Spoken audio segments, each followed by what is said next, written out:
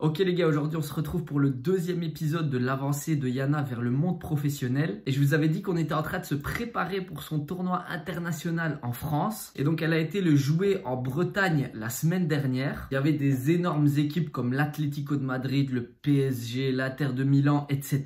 Et comment vous dire les gars que elle a gagné le tournoi. Je vous jure, je suis trop fier d'elle. Il y avait plus de 80 équipes, plus de 1000 joueuses. Donc c'est vraiment un tournoi mais qui est énorme dans la catégorie 2011. Parce que oui, Yana, elle est née en 2011, elle vient d'avoir 13 ans il n'y a pas longtemps. Et on peut dire qu'elle a fini sa saison en beauté parce qu'en fait, ce tournoi-là, c'était la dernière chose qui lui restait. Alors Yana, pour ce tournoi, elle a joué avec les West Flames. Donc c'est une équipe qui joue avec le maillot du club de Bruges et qui est composée de toutes les meilleures joueuses de Flandre en Belgique. Alors en fait, ça s'est joué sur 2 jours, c'est-à-dire le samedi et le dimanche. Alors le samedi, c'était les phases de groupe, c'est-à-dire qu'il y avait 10 groupes avec 8 équipes si je me trompe pas. Et donc sur la journée du samedi, elle a joué 7 matchs. Et sur les 7 matchs, l'équipe de Yana a tout remporté. Et ce qui m'a vraiment fait plaisir, c'est que Yana a été décisive dans chacun des matchs. C'est-à-dire que sur les 7 matchs de phase de groupe, elle a inscrit 6 buts et elle a donné 5 assists.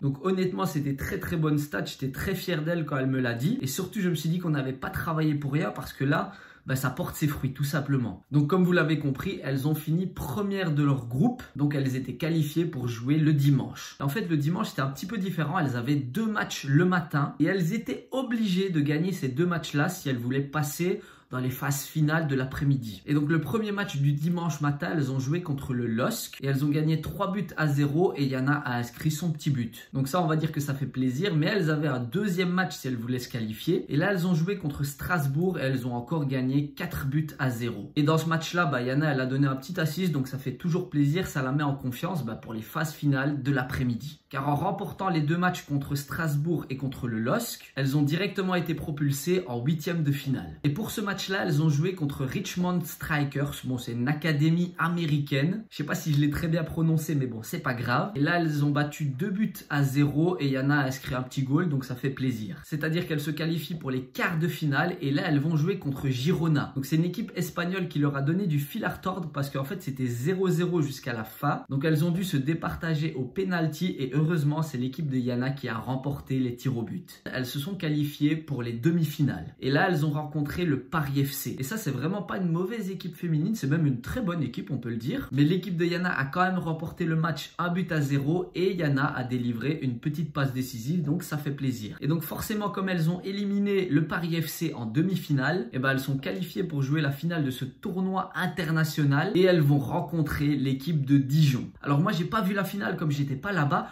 mais apparemment c'était un très beau match et l'équipe de Yana a réussi à l'emporter 1-0 face à Dijon. Et pour cette finale, Yana a encore délivré une passe décisive, donc c'est parfait, tout simplement. Et cette victoire leur a permis de soulever la coupe et de finir première à ce tournoi international en France. Et je vais pas vous mentir que ça m'a rendu très fier de voir Yana soulever la coupe parce qu'elle m'a envoyé les photos, etc. Et je me suis vraiment dit dans ma tête qu'on n'avait pas travaillé pour rien, qu'on s'était vraiment donné les moyens d'y arriver et qu'au final, tout s'était passé comme prévu parce qu'elle a été décisive dans quasiment tous les matchs. Et puis j'avais un petit peu parlé à Yana et je lui avais dit que c'était un tournoi qui était quand même important. Pourquoi? Car il y a l'Inter de Milan, le PSG, l'Atlético de Madrid, etc. Et donc si tu fais un très bon tournoi face à des équipes comme ça, directement tu rentres dans leur viseur et c'est super important, on le sait bien, les contacts dans le foot. Et donc ce tournoi, ça a permis à Yana de se mettre en valeur devant des grands clubs et peut-être que par la suite ça va lui donner des opportunités, etc. Donc voilà, on peut dire que Yana finit sa saison en beauté. Maintenant elle doit se reposer et surtout penser aux examens qui arrivent parce que oui, elle est toujours à l'école, elle n'a que 13 ans et dès que tout ça sera fini, on va commencer sa préparation physique pour la saison à venir. Et bien entendu, je vous filmerai tout ça pour vous montrer un petit peu comment ça va se dérouler. Bref, je suis très fier de Yana, je suis très content de ce qui lui arrive, j'espère que vous aussi tout simplement et on se dit à la prochaine dans une nouvelle vidéo.